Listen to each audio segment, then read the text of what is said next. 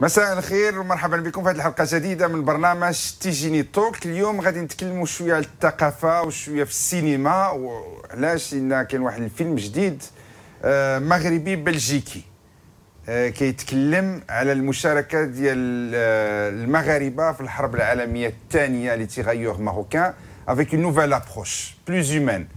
الفيلم سميتو لي زوم دارجيل، رجال من طين او رجال ديال الطين. وباش نتكلموا على هذا الفيلم ولا اللي غادي يخرج لو 18 نوفمبر بروشان، استضفت المخرج ديال الفيلم والمنتج ديالو السي مراد بوسيف، واحد الممثلين برانسيبو السي محمد زاهر. يمكن السي مراد بوسيف، مرحبا بك. بارك الله فيك. السلام عليكم. السلام عليكم، لاباس؟ الحمد لله، بارك الله فيك. Félicitations pour ce film. Merci. Et merci de nous accueillir chez vous dans ce très beau plateau. مرحبا بك سي مراد بوسيف. C'est la première fois يمكن que tu viens alors que vous êtes un cinéaste confirmé هنايا في بلجيكا. On n'a jamais eu l'occasion de vous interviewer. غادي نتكلموا على مراد بوسيف. سي زاهر، انت السلام عليكم. عليكم السلام ورحمة الله. انت في الفيلم كتمثل واحد ان بيرسوناج ان بو ميستيريو، ها؟ وي. ياك غادي نتكلموا على البيرسوناج ديالك السي محمد زاهر، ولكن باغي الاول نقول لك بعدا برافو على المشاركة ديالك في هذا الفيلم، لانه ماشي سهل. هذا هو الفيلم الاول ديالك السي زاهر؟ لا عملت افلام اخرى. يعني بديت في السينما من 1992. تبارك الله. وانت هنا في بلجيكا من عام؟ اييه كانت اول محاوله ديالي، كنت درتها مع ارتيل في واحد اون سيري كانوا كيديروها في 92 ديال لي ريكونستيتيسيون ديال دي في ديفير في الوقت ديال ديك لا بوندا مادير. D'accord, donc c'est pas une première expérience. Je vous dis ça parce que ما سمعتكش تهضر في الفيلم، ولكن غادي نتكلموا على هذاك الشيء. ياك ما هضرتش في الفيلم، ياك؟ ايوه ما تكلمتش في الفيلم. لا. عندك واحد لو رول ميستيريو. سي مراد بوسيف يمكن يفا نو ليكسبليكي بلوز اون افون توت الور. سي مراد، يمكن ان بتي مو قبل، لان كان لا بوندانونس ديال الفيلم غادي نشوفوها، ولكن انا on va dire enfin le film est terminé. ياك سي مراد؟ Tu as raison, c'est vrai, Mohamed. C'est un très très long voyage, avec 10 années de production quand même. Donc, et alhamdoulilah, voilà, c'est un bébé qui a mis du temps donc à arriver à naître. Mais alhamdoulilah, on est très content, et voilà, tout simplement parce que c'est très compliqué de faire des films. Et puis encore plus, voilà, si on a en plus des ambitions, si on a des prétentions. Ici, il s'agissait de porter un film historique, un film qui traversait la Seconde Guerre mondiale, donc avec deux batailles, notamment la fameuse bataille de Gembloux du 10 mai 40 ici en Belgique, la première rencontre des Alliés, donc les Franco-Marocains et contre les Allemands. Et donc, voilà, bien évidemment, c'est un film assez ambitieux.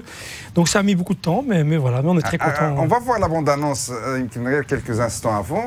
Le projet le film qui سميتو les larmes d'argent à مراد، ودابا الفيلم في la version finale سميتو les hommes d'argile. علاش هذا الشونجمون؟ Ça symbolise un petit peu, voilà, toute l'évolution qu'a rencontré le projet. Donc il y a eu pas mal de... Je parlais d'une longue traversée, donc on a rencontré pas mal de difficultés pour faire le film. Et donc voilà, donc du coup, je pense que même dans les titres aussi, on cerne voilà, un petit peu... voilà, ce long voyage, c'est vraiment... je trouve un peu hésitant pour parler des problèmes. On va parler des problèmes. On va d'abord faire la promo du film. Tout à fait. On va expliquer le film, on va parler du film. Et ensuite, on pourra parler. Mais tu ne sortiras pas d'ici avant de parler des problèmes. Non, mais il n'y a pas de problème. Il n'y en a pas de problème, surtout qu'ils sont encore bien présents. Vous l'avez bien... c'est pas facile de faire des films, mais on aimerait juste apprendre, peut-être pour les gens qui nous regardent, les gens qui sont dans le domaine, pour éviter ce genre de difficultés, les dépasser. Tout à fait. Avec un immense plaisir. Les problèmes sont encore bien là. On a bien ancré. Je ne les ai pas oubliés. Mais alhamdoulilah, donc au moins le film est terminé. La sortie est prévue pour le 18 novembre. On va voir la bande-annonce. ونرجعوا نكملوا مع الضيوف ديالنا السي مراد بوسيف والسي محمد زاهر. Je pense que vous l'avez compris comme moi. Cette guerre sera beaucoup plus compliquée qu'on l'imaginait.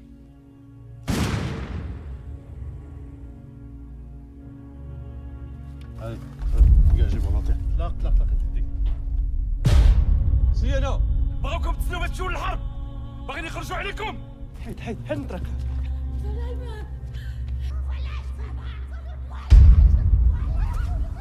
C'est mon père et ma mère. C'est mon père et ma mère.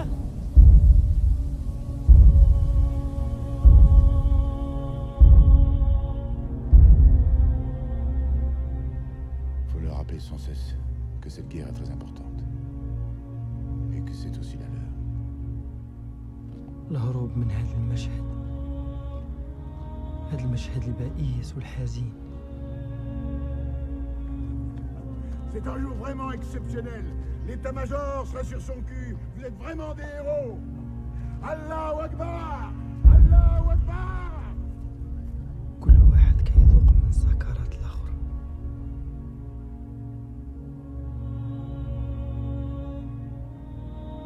فينك يا سليمان؟ النفس ديالك كتذوب في روحي من الداخل.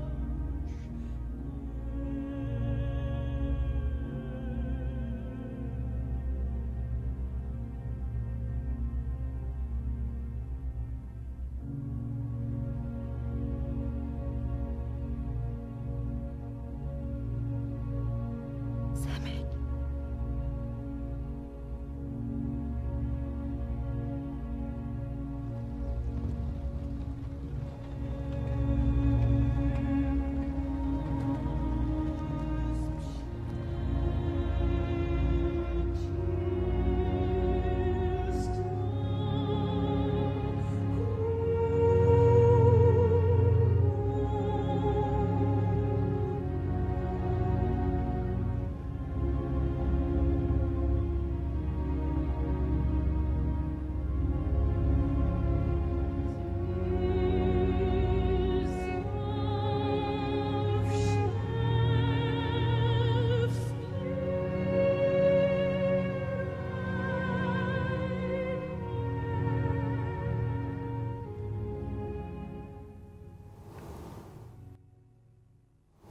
Les Hommes d'Argile, le nouveau film d'Yel Mourad Boussif, le cinéaste. Mourad Boussif, d'abord un petit mot.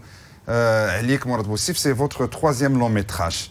Alors, vous êtes surtout, donc, le troisième film, il y a déjà un documentaire qui a un lien plus ou moins avec le film. La couleur du sacrifice. La couleur du sacrifice. C'est les tirailleurs marocains, mais avec une autre approche documentaire. Et avec les vrais personnages. C'est eux qui témoignent. Donc, ce sont les anciens qui, malheureusement, aujourd'hui, qui nous ont tous quittés. Une grande partie en tout cas.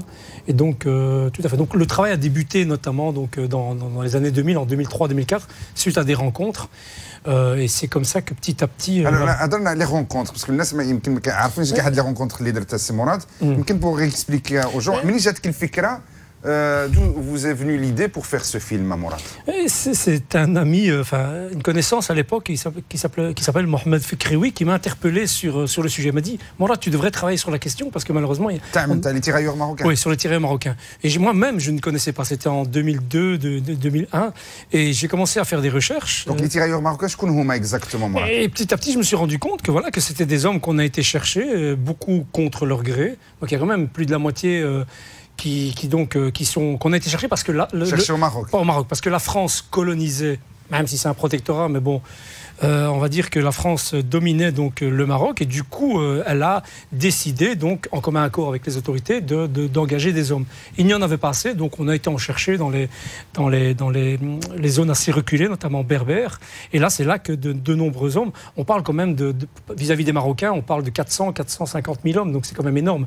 Au niveau de l'Afrique, des îles du Pacifique et de l'Asie, 950 000 hommes. Donc 450 000 Maghribi, qui ont combattu deux forces. Pas de force, 65%, 55 à 65% de force. Le reste donc se sont engagés et donc sont venus renforcer les troupes françaises.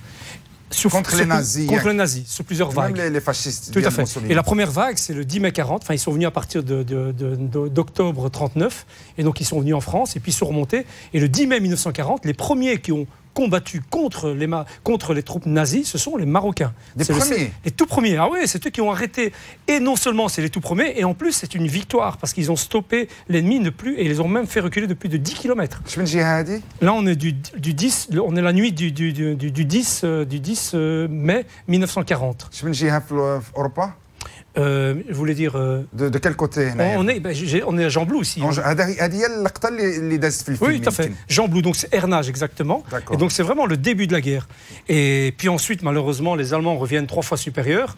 Et donc là, du coup, les Marocains sont obligés de battre en retraite. Et puis voilà. Et puis alors c'est l'occupation, donc c'est le nazisme qui commence à imprégner tout le monde et notamment l'Europe. Et puis progressivement, il y a une armée qui, les forces françaises libres vont se réorganiser. Et il y a une armée de 400 000 hommes, dont notamment beaucoup de Maghrébins. La moitié sont des Maghrébins, le reste c'est l'Afrique centrale Est-Ouest, qui va se réorganiser. Sans l'armée d'Afrique, les 400 000 hommes, il n'y a pas de libération. C'est une donnée scientifique. Mais on n'en parle pas beaucoup dans les manuels d'histoire, même dans la presse et tout. On parle des tirailleurs africains, mais sans plus. Il n'y a pas de. Parce qu'aujourd'hui, voilà. Très déterminant, hein, comme vous le dites. Oui, parce que malheureusement, aujourd'hui, on ne peut pas, et encore certaines personnes qui ne peuvent pas concevoir que ce sont des gens de couleur qui nous ont sauvés du nazisme. Il n'y a pas d'autre explication. Donc c'est purement discriminatoire, voire raciste. Et voilà. Et puis il y a aussi la question financière, aussi des dédommagements. On n'a pas envie de réouvrir le couvercle de cette marmite parce qu'il bouillonne. On va parler de la situation de ces tirailleurs. Malheureusement, beaucoup sont morts. Hein. Parfois, ils ont vécu dans la misère. Hein. Tout à fait. Beaucoup d'entre eux. Oui, et là, donc non seulement ils ont fait la Première Guerre mondiale, certains ont même fait la guerre d'Indochine, donc du mauvais côté. Et puis ensuite, beaucoup sont revenus en France pour revendiquer leurs droits, parce que leurs salaires ont été gelés, et donc par conséquent leurs pensions sont restées au même niveau qu'à l'époque, c'est-à-dire savoir 50-60 euros par mois, ce qui est vraiment scandaleux. Jusqu'à leur mort, il y a des gens qui touchaient 50 euros par mois. Contrairement à leurs frères d'armes français ou belges qui touchaient plus de 1000 euros, donc c'est vraiment scandaleux.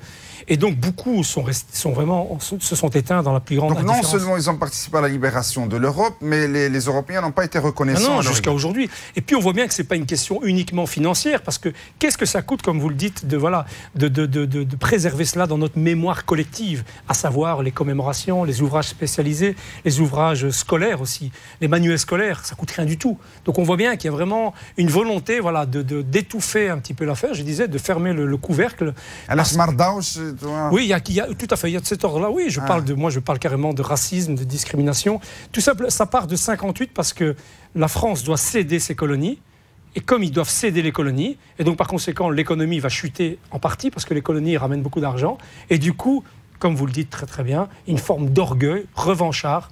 La France va geler les salaires d'époque. Ce qui fait que les pensions sont restées au même niveau que le salaire d'époque, à savoir 50-60 euros. Et n'ont jamais été régularisés. Et n'ont jamais été. Alors on parle de choses qui bougent, tout ça, mais concrètement, il n'y a rien. Concrètement, il n'y a rien. Non, c'est de la pure supercherie. Et donc vous avez décidé de faire un film, Mourad. Alors sachant que un film cinématographique coûte de l'argent, demande une grosse production. Mourad Boussif, vous êtes entré dans une aventure. Et d'ailleurs, elle a duré 10 ans, Mourad. Tout à fait. Vous pensez que c'était simple ou là vous avez dit c'est un défi que je dois relever? Je crois qu'on n'a pas trop réfléchi, on savait très bien, je pense qu'on avait un grain de folie. Si vous avez réfléchi, vous n'aurez rien fait. Non, je pense pas. Et puis c'est peut-être ça aussi, peut-être parfois la folie, il y a du positif dans la folie. Non, on savait très bien que ça allait être une grande expédition parce qu'on savait qu'il nous fallait beaucoup d'argent. Et malheureusement, voilà, faire du cinéma, donc je le disais tout à l'heure, faire des films est très difficile. Et puis c'est beaucoup des réseaux, de façon générale d'ailleurs, c'est beaucoup des réseaux, des familles, peut-être encore plus dans des milieux beaucoup plus hermétiques comme le monde du 7e art. Et on s'est vite rendu compte, oui, surtout que les producteurs, généralement, ils verrouillent assez bien. Donc c'est très très difficile de rentrer. Et on a été chercher des producteurs à l'époque parce qu'on n'avait pas cette prétention de le produire. Et malheureusement, aucun producteur voulait miser dans le film. Parce que voilà, on préfère investir très très peu et gagner beaucoup. Donc par conséquent, faire des comédies légères qui vont très vite rapporter. On préfère aussi... C'est un film historique aussi, oui, il faut le rappeler. Ça aussi, donc ça demande de l'argent. Ça coûte plus cher. Ça, c'est la première chose. La Deuxième Guerre mondiale, les armées, les chars, non, c'est vrai, c'est vrai. Hein? Et puis la deuxième chose, on n'aime pas trop faire de vagues aussi. On aime bien les sujets qui ne sont pas trop sensibles. Comme là, qui ne créent pas de polémique. Voilà, tout à fait. Et donc par contre, voilà. Et puis en plus, si on peut surfer sur les peurs. Par exemple, si vous regardez un petit peu toute la cinématographie qui gravite autour des rapports nord-sud, des minorités, c'est souvent des films qui sont très clichés, qui surfent sur les peurs. On va revenir sur ça. C'est Mohamed Zahir. Oui. Vous êtes un comédien principal du film. يعني انت ممثل رئيسي في الفيلم بحالك بحال المجموعه ديال بحال الممثل اللي لعب الدور ديال إلياس هو هذاك الشاب اللي عن طريقه غادي سي مراد بوسيف يحكي لنا هذه المشاركه ديال واحد الجندي مغربي في هذه الحرب. نتايا كما قلت في الاول عندك واحد لو رول ميستيريو غريب حيت ما كتهضرش غير المهم عندك واحد الدور غادي نخليك تتكلم لنا يمكن على الدور ديالك انت هو اللي شفناه يمكن في لا بوندانونس، هذاك الراجل الكبير اللي لابس الجلابه ياك وعنده واحد العصا. شنو الدور ديالك بالضبط السي زهير؟ اولا كنشكركم اولا على هذا الاستضافه، وحنا فرحانين بزاف باش نتواصلوا معك. حقيقه الدور ديالي كان دور شويه باش ما نقولوش دور سبيسيال، لان كيتخصو بزاف ديال الجهد وبزاف ديال المثابره، وكيخصو بزاف ديال العمل باش الانسان يخرج داك الشيء اللي عنده في الداخل ديالو. وما كنتكلمش في هذا الفيلم لان كنخلي الصوره هي اللي كتعبر، وكنتكلم بالملامح ديالي وهما اللي كيعبروا يعني اترافير. شنو الدور ديالك اكزاكتومون؟ انت واحد الراجل عايش في الغابه وانت اللي ربيت هذاك الياس؟ اييه، انسان عايش في الغابه في ديك لا كافيرن، داك الغار. مشيت له لان بغيت نبعد من بنادم، لان بنادم قبيح، لان الانسان قبيح، الانسان كيقتل، الانسان كيدير جرائم، الانسان كيدير بزاف د المسائل اللي هي سلبيه ما فيهاش الايجابي تماما. وحاولت باش نعتزل ونمشي لهذاك المكان ونتعبد فيه ونجلس فيه ونعيش مع الطبيعه، ونحاول وكنقوم بابحاث في الطبيعه. خصني نشوف الشجر، خصني نشوف الحيوان، خصني نشوف. ومن مشى الياس من داتو فرنسا، لان هو مشى اون غولي دو فورس، ومن مشى هو دو فورس بقات مراتو، انت هو اللي خديتها اون شارج، انت هو اللي بقيت تهتم بمراتو. كاينه لان بحال ان بروتيكتور، بحال شي واحد كتحميها. تماما لان والديها على القصه، على الفيلم لان بات هذيك الممثله اللي ماشي مغربيه، جبناها من بيرو وقريناها العربيه وقريناها الدارجه وتعاملنا معها بسكايب حتى ولات كتكلم العربيه بحالنا.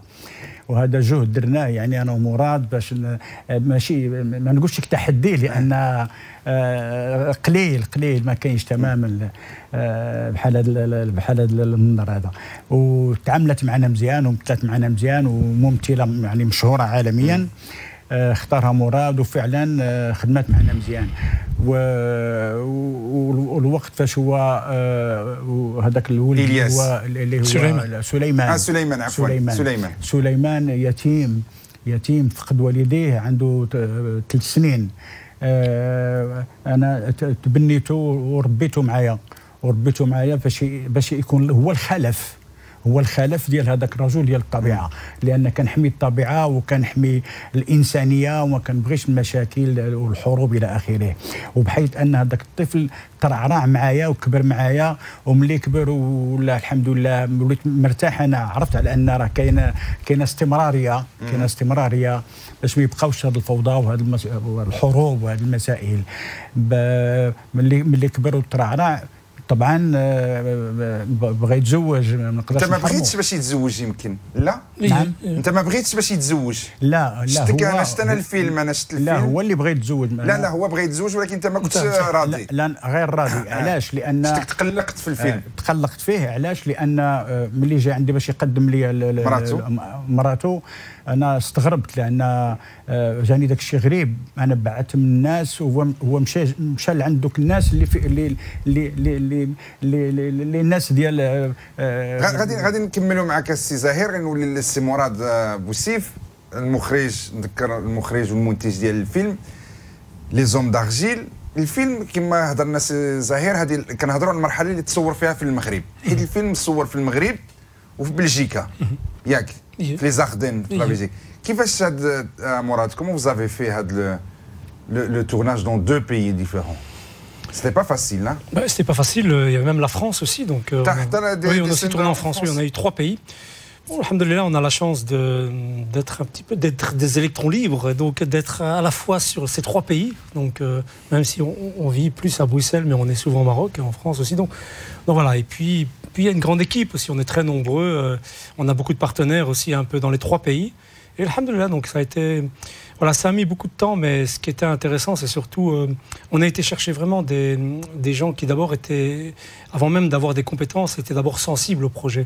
C'était fondamental d'avoir des personnes qui pouvaient nous suivre, je le disais, dans cette longue traversée, très très longue. Et donc on ne pouvait pas simplement se contenter de personnes qui avaient des expériences ou des compétences dans certains domaines. Et donc, et voilà. Et donc du coup, c'est ce qui a pu faire la différence. C'est que voilà, c'est qu'on a travaillé par vagues, de tournage en tournage, avec des plus gros tournages, comme notamment, il y a quand même 2 batailles dans le film, donc comme vous disiez, donc avec des chars, avec des avions. Les chars, et on a été les chercher en France, tout simplement. Et donc à Saumur. De l'armée ou là, une association de l'armée, c'est le ministère de la Défense, donc, voilà, qui est partenaire aussi du film français, la Belgique aussi. Donc on a beaucoup de partenaires. Le générique fait 7 minutes du film. Hein, donc, et donc voilà, donc du coup, non, c'est un très très long voyage. Il y a un making-of qui dure des heures et des heures, donc on va devoir peut-être essayer de le raccourcir un peu parce qu'il y a beaucoup de matériaux. Mais c'est surtout une question de rencontre. Donc la bataille, il n'y a rien à envier aux grandes productions hollywoodiennes. Il y a les chars, les nazis, les troupes, les soldats sont là, non. Exactement, c'est pour ça. Voilà qu'il y a dans le film, il y a le récit poétique. Oui. Disons que le prisme, le regard est différent. Le mélange entre la violence et puis beaucoup de récits poétiques. Ce qu'on s'est très vite rendu compte, c'est en fréquentant nos anciens, Allah yahmoum, que leur âme repose en paix, c'est qu'on s'est très vite dit que le vrai film, il est à l'intérieur. C'est l'intériorité de nos personnages. C'est la densité, la beauté de nos personnages. Et non la grande reconstitution, le grand film de guerre. Et parce que, voilà, ça sautait aux yeux. On a tous connu nos aïeux, nos grands-parents, et voilà, et c'était des personnages un peu comme les nôtres ici, c'est-à-dire, comme le disait le Hajj, très proches de la nature, vraiment, qui avait comme ça qui était très proche de l'essentiel. Et c'est là qu'on s'est dit, voilà, que le film sera beaucoup plus intimiste, beaucoup plus dans l'intériorité, dans une sorte de souffle spirituel très précis chez chaque personnage. Et voilà, donc du coup, bon, ça nous arrangeait, parce que comme on n'avait pas beaucoup d'argent, on n'avait pas beaucoup de moyens, donc du coup... Non, ça se voit. Moi, je suis désolé de vous le dire. Oui. Ça se voit que...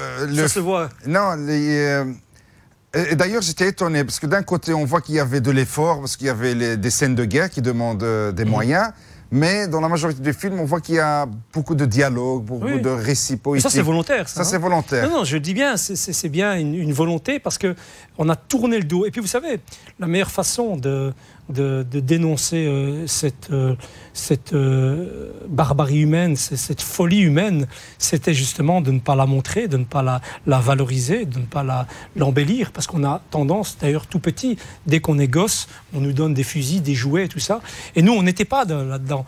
Et donc ce qu'on voulait, c'était surtout cette beauté des personnages, cette spiritualité, cette densité intérieure. Que c'était pas que des chairs à canon, tout à fait, mais au contraire, des êtres humains. Tout à fait. Et c'est comme ça que petit à petit, vous avez les officiers, et c'est un peu ça l'histoire. C'est notamment cette rencontre entre ce personnage, ce Marocain, Souleymane, et notamment ce Français, ce lieutenant Laurent. Et progressivement, ces deux mondes complètement différents. Et voilà, c'est une rencontre très complexe, mais en même temps très forte. Bon, on ne va pas divulguer... Lieutenant Laurent, la fin du film. On ne va pas trop divulguer, monsieur. Ça fait, s'il vous plaît. Parce qu'on a déjà donné pas mal d'éléments là. Ça fait. C'est moi, c'est Zahed, c'est moi. Le film. Non, je sens que ça vous a fort touché. Vous êtes cinéaste, quand vous regardez le film, mais en même temps, vous êtes producteur. Vous veillez aux intérêts du film. Bravo. C'est Zahed, vous avez tourné في المغرب. كيفاش كانوا المغاربه يتعاملوا معكم؟ انتم كتهضروا على واحد اون بارتي على واحد الفتره من التاريخ ديال المغرب. كيفاش هذوك المغاربه كيتعاملوا معكم؟ واش المغاربه ممثلين او ممثلين وغير ممثلين، يعني انتم فين بعدا صورتوا في المغرب الفيلم؟ صورنا في بركان وصورنا في تينغير. داكو الجنوب والشرق. داكو جوج المناطق اللي صورنا فيهم. مراد غادي يهضر لنا سي مراد بوسيف غادي يهضر لنا على لي زانستيتيسيون المؤسسات المغربيه كيفاش تعملوا، ولكن حتى الناس يعني الممثلين ديال المغاربه اللي خدمتوا معاهم، حيت انت من بلجيكا انت محسوب علينا سي زاهد، ولكن في المغرب كيفاش كان التعامل ديالهم؟ التعامل عندي اصدقاء كثار فنانين، فيهم ممثلين، فيهم مغنيين، فيهم اللي شاركوا في الفيلم. في الفيلم اللي شاركوا في الفيلم. المغاربه ديال المغرب اكتشفوا، واش انت حسيت بان ما اكتشفوا شي حاجه من التاريخ ديالهم؟ الممثلين ديالنا ديال المغرب ديالنا في المغرب ما صعيب عليا باش نحكم لان هذه القصه شويه فريده من نوعها. عاد جديد هذا الموضوع، عاد جديد موضوع، لان كاين الناس اللي ما كيهتموش بالمواضيع اللي خاصها تكون مواضيع عندها جذور وعندها اساس وعندها واحد الرونق ديالها وعندها واحد. اذا كاين الناس اللي كيعجبهم يعملوا افلام يعني سريعه بزاف، خاصهم غير يخدموا الى اخره. ولكن احنا بالنسبه لنا ما كانش الهدف ديالنا هو هذا. الهدف ديالنا هو ان هذه القصه اللي هي قصه واقعيه تخرج للوجود باش ما تبقاش يعني ما نغطيوهاش ونخليوها. يعني بحال اللي عندكم رساله خصكم تحملوها عن امانه، وهذيك الامانه في يدينا حنايا، خاصنا نعملوها. وفي نفس الوقت الفيلم كيعبر على رد الاعتبار لدوك الاسود اللي ناضلوا واللي كافحوا، لان الهدف ديالهم علاش مشاو ما عارفينش هما لا حرب ولا غيره ولا والو. بحيث ان ذاك السيد، واحد السيد اللي هو بات هذيك البنت اللي خداها سليمان اللي ربيته، كان هو قايد وكان مع الجانب الفرنسي. ايوا وهو اللي تكلم وقال لهم راه امر من راه امركم. ما عادش ندخلوا في التفاصيل كما قال السي مراد. سي مراد بوسيف، les institutions marocaines, il y avait du soutien pour ce film? Ça va. Disons que ça va. Non, je dois reconnaître. Non. Ça va bzaf ou là ça va? Non, il y a deux choses. Une nuance. Je vais mettre une. les chiffres. Non, sans rentrer dans les détails. Non, juste de dire non. Au contraire, au niveau du soutien, au niveau des subventions, on a pratiquement été superbement bien soutenus. Donc nous avons eu les institutions classiques comme le CCM, 2M et d'autres ministères, la Fondation Hassan II, les ministères de l'immigration, tout ça. Non, c'est juste que bon, pour avoir les sous, donc c'est bien l'accord, ça va, mais pour avoir les sous, c'est. Donc خصهم يخلصوا، مازال ما خلصوش.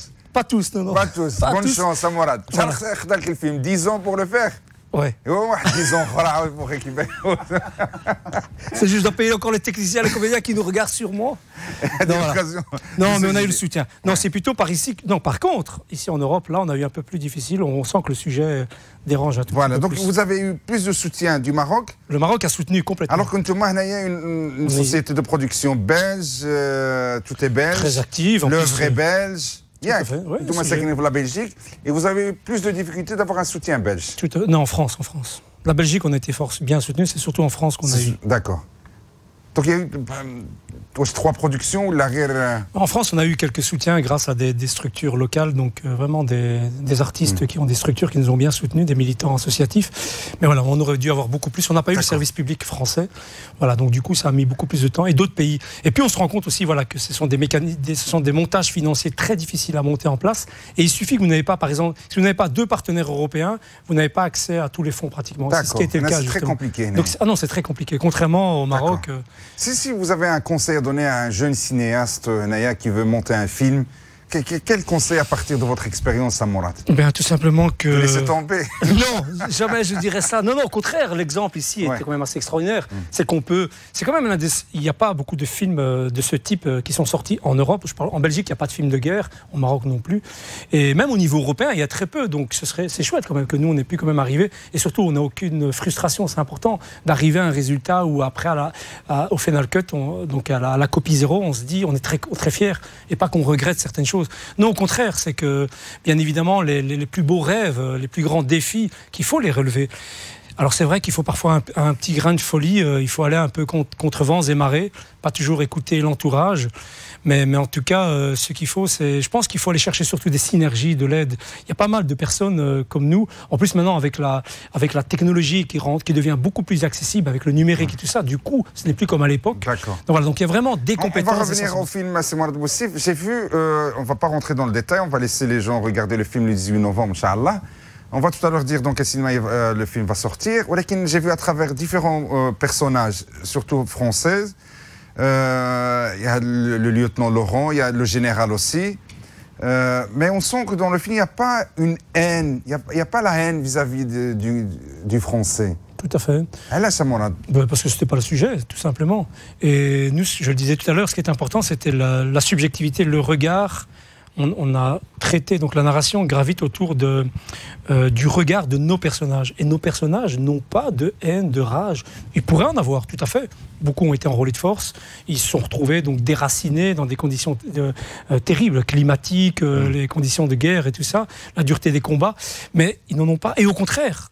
Et c'est ça qui est extraordinaire, et c'est ça qui fait, qui violente plutôt la folie humaine, cette grande machine, c'est la beauté de ces personnages, c'est l'humanité de ces personnages, des personnages très simples. Alors on a beaucoup de clichés sur ces personnages, on dit ouais, mais ce sont des gens qui vivaient dans des villages reculés, des analphabètes et tout ça. Oui, c'est vrai qu'ils vivaient assez loin des grandes villes et tout ça peut-être, que ce n'étaient pas nécessairement des gens lettrés, mais c'est des gens qui avaient d'autres formes d'intelligence. Et il y a plusieurs formes d'intelligence. Et on a même remarqué qu'il y avait la coexistence, la cohabitation, même l'acceptation par les Français, le pouvoir dominant, des cultures et de la religion de ces personnes. Oui, la rencontre interculturelle, elle est complexe, mais ce qui est très fort ici, c'est qu'on se rend compte, et probablement parce que c'est les conditions qui favorisent cela, c'est souvent dans la difficulté qu'on se rapproche souvent, qu'on oublie un peu les différents. C'est dommage. Mais voilà, on a remarqué le lieutenant Laurent, il est plus... Tout à fait. Il est beaucoup plus sensible et progressivement, voilà, il découvre un autre monde. On aurait aimé qu'après la guerre, après la colonisation, que la compréhension allait continuer, le vivre ensemble dans les cultures des uns et des autres. Ce n'est pas ce qu'on a remarqué maintenant de nos jours. Tout à fait, malheureusement. Non, on vit dans un contexte assez hostile par rapport à la rencontre interculturelle. Je le disais tout à l'heure, on a tendance à surfer sur les peurs. Donc on a des mécanismes qui nous échappent. Si on reste dans le petit écran ou le grand écran, même le petit écran, vous ne me contredirez pas que vraiment on a tendance à surfer sur les peurs, c'est-à-dire sur les clichés. Et souvent, donc à travers les médias, tout ça, c'est toujours une sale image qu'on montre de l'autre, entre guillemets. Et donc par conséquent, on a vraiment, nous, un immense travail à faire. Et donc voilà. On le voit notamment aujourd'hui avec la question des réfugiés aussi, elle est intéressante. D'ailleurs, on ne peut que faire un parallélisme notamment avec notre film. Parce que qui sont ces hommes qui traversent les mers et les déserts aujourd'hui? Qui sont-ils aujourd'hui? Eh bien, ce sont les descendants de ceux qui sont venus sauver les réfugiés d'hier. Ce sont qui? Tout à fait. Avec l'image où on voit des réfugiés français qui fuient, qui partent des Arabes, des contresens, donc les tirailleurs marocains, jaïn, gradient le front. Les harbin. Tout à fait. C'est une image terrible. Et qu'est-ce qui symbolise ils vont vers le combat, vers la mort et tout ça. Des gamins, en plus c'est des gamins, là, beaucoup étaient des adolescents qui n'ont jamais demandé à être là.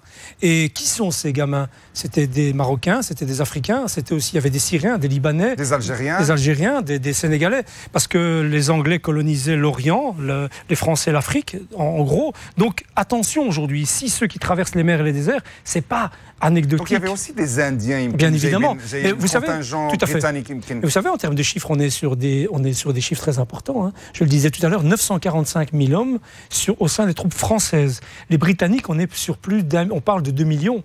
Et il y a encore d'autres troupes. Donc rien qu'au sein des Alliés, vis-à-vis des colonies, on est sur 3 millions facilement. Malheureusement, les rescapés d'une bataille repartaient, et comme il y a eu des douzaines, quinzaines, donc majoritairement, il y a eu peut-être très très peu qui sont rescapés.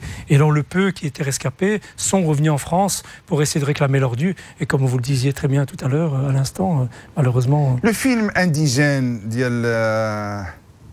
Rachid Bouchareb. Rachid Bouchareb, il fait Jamel Debbouze et tout ça. Il parle de... Oui, tout à fait. Mais d'un autre point de vue, oui, c'est bien. Plus commercial ou là plus... Oui, c'est...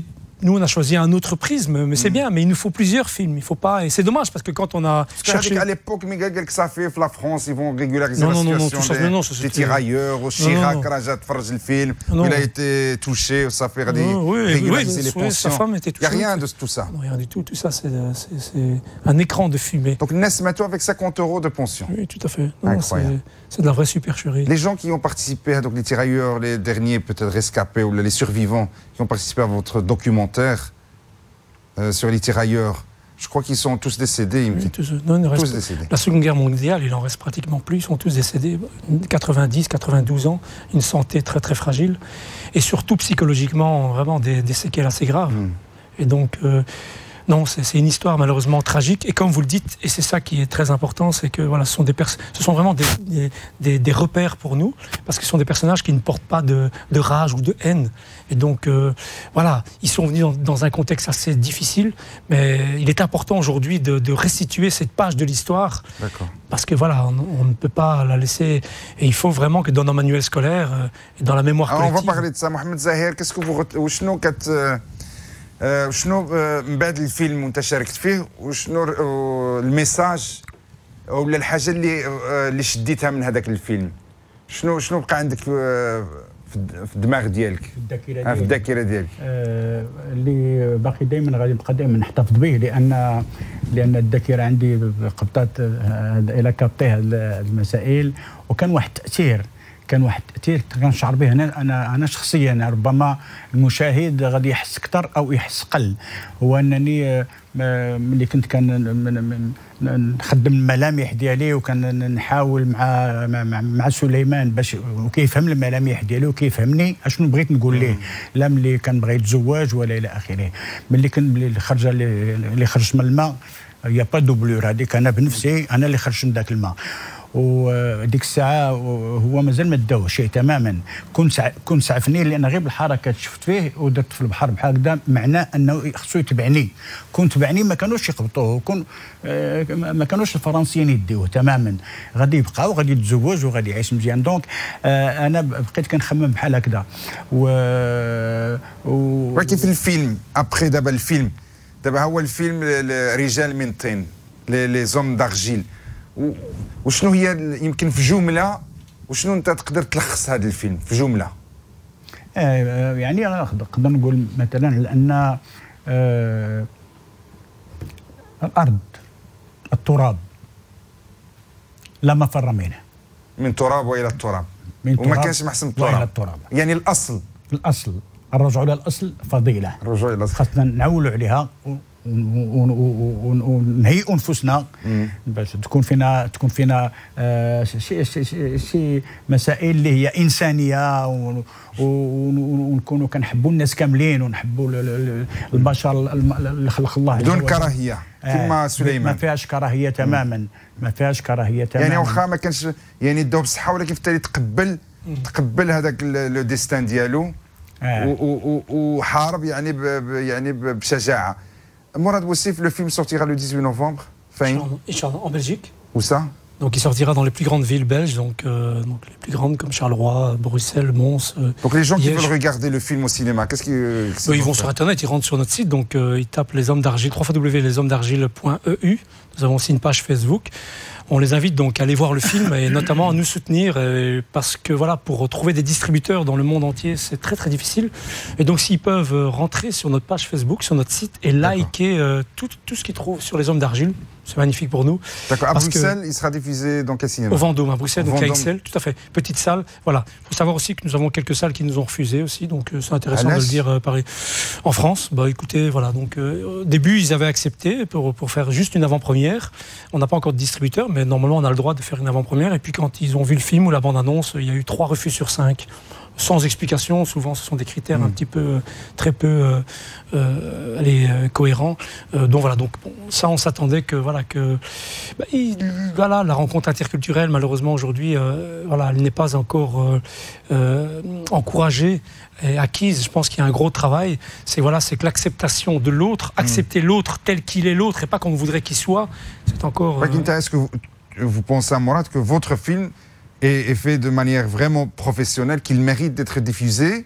Ou là, vous portez aussi peut-être une autocritique, vous dites peut-être que le film n'est pas, je sais pas. Ne pas comment je voulais insinuer, M. Tijini. Non, d'abord qu'on a à la place des distributeurs pour ne pas avoir. Il se met toujours peut-être dans une posture victimaire, peut-être que les cinémas estiment que le film. Sur le contenu, vous parlez du contenu. Voilà, c'est du contenu. Oui. Non, c'est clair que sur le contenu, bah, écoutez, je pense.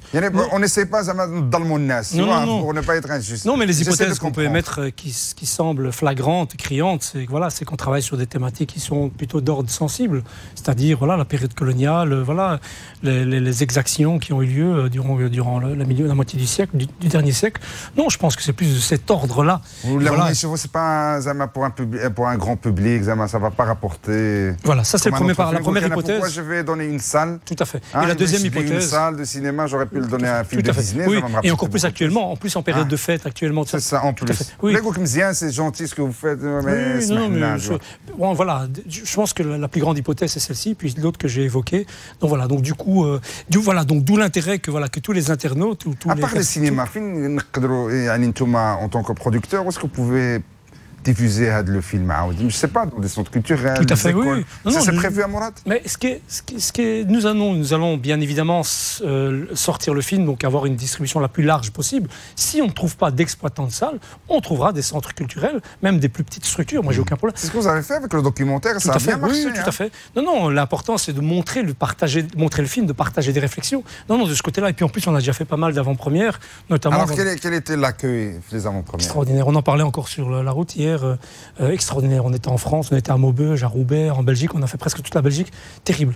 Vous savez, quand vous avez comme ça des personnes qui viennent à la fin du film, qui se lèvent, qui applaudissent spontanément pendant 5-10 minutes, qui viennent avec les yeux imbibés de larmes et qui vous regardent juste avec une densité, enfin une intériorité extraordinaire. Je veux dire, on oublie tout le temps. Les avant-premières, vous voulez toujours être accompagné par un de comédiens? On est toujours en groupe, toujours un groupe. Tout à fait. Non, on est toujours ensemble. C'est pour montrer quoi? Que c'est un œuvre collective? Oui, et puis partager l'œuvre. Donc là, on est... Les hommes politiques, ou les hommes et les femmes politiques qui vont regarder votre film, là, qui vont regarder cette émission, quel est le message que vous voulez leur faire passer? Qui viennent nous contacter parce qu'on a besoin d'eux, et notamment ceux qui ont des compétences, qui concernent que le film. Mais à part le soutien au film, peut-être, je ne sais pas, on a parlé tout à l'heure de parler de cette question dans les manuels scolaires. Tout à fait. Et là, heureusement, par exemple, au niveau de la Belgique, nous avons donc des personnalités politiques, comme la ministre de l'Enseignement, Mme Milquet, qui a été très touchée par rapport au film, et qui nous permet, qui a décidé d'envoyer plusieurs circulaires, donc des courriers qui sont adressés donc à tous les directeurs, chefs d'établissement. Et il y a une circulaire qui est partie déjà, comme quoi, qu'il faut vraiment soutenir le film. Il y a un dossier pédagogique qui existe aussi, qui va bientôt voir le jour.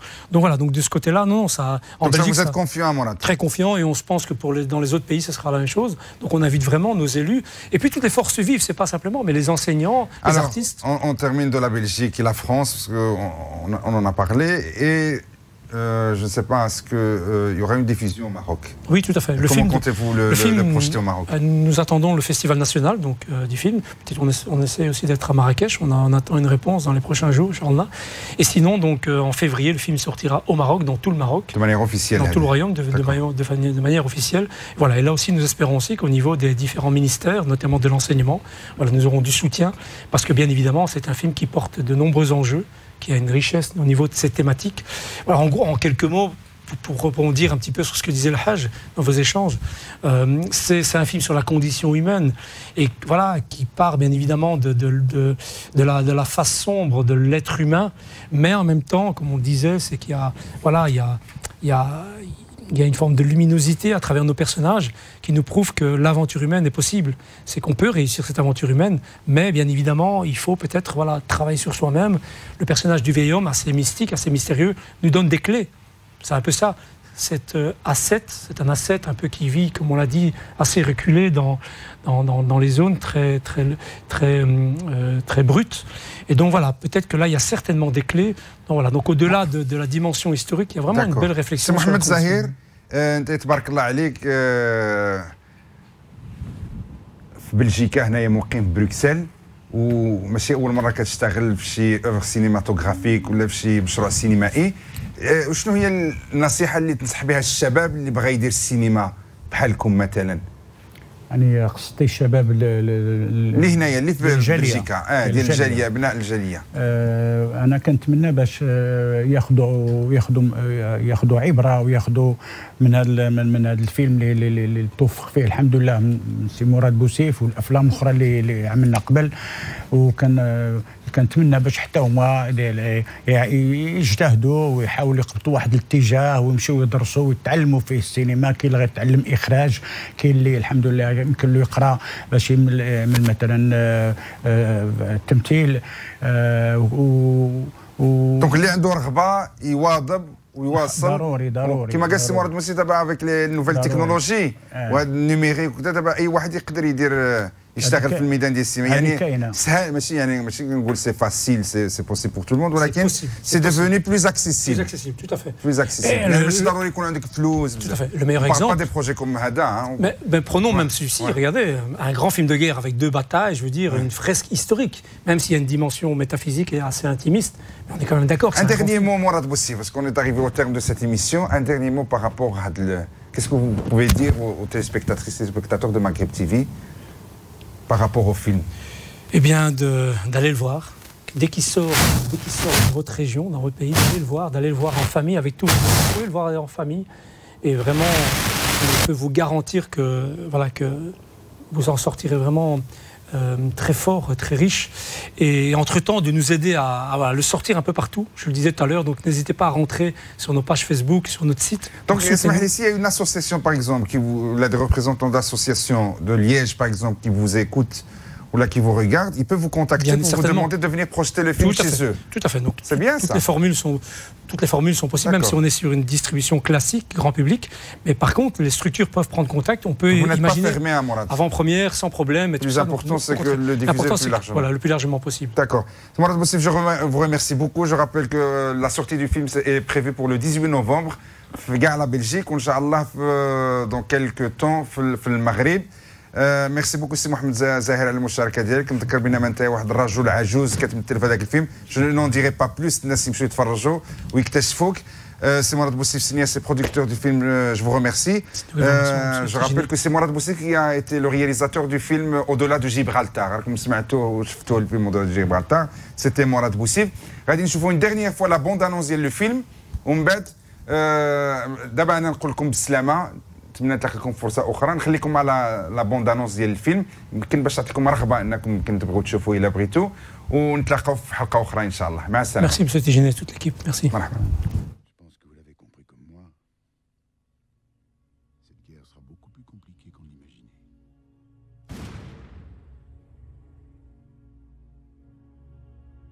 Allez, dégagez volontaire. زينة بغاوكم تسناو باش تشوفوا الحرب، باغيين يخرجوا عليكم. حيد نطرق.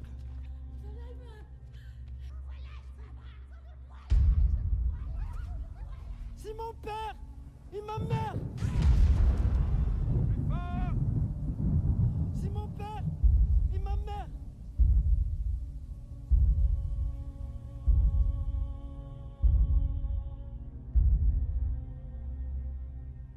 Faut leur rappeler sans cesse que cette guerre est très importante.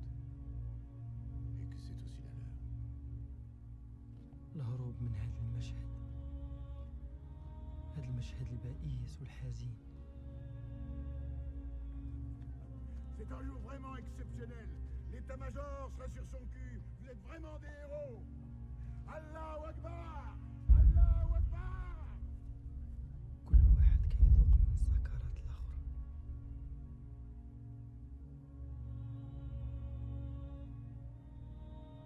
فينك سليمان؟ النفس ديالك كتذوب في روحي من الداخل.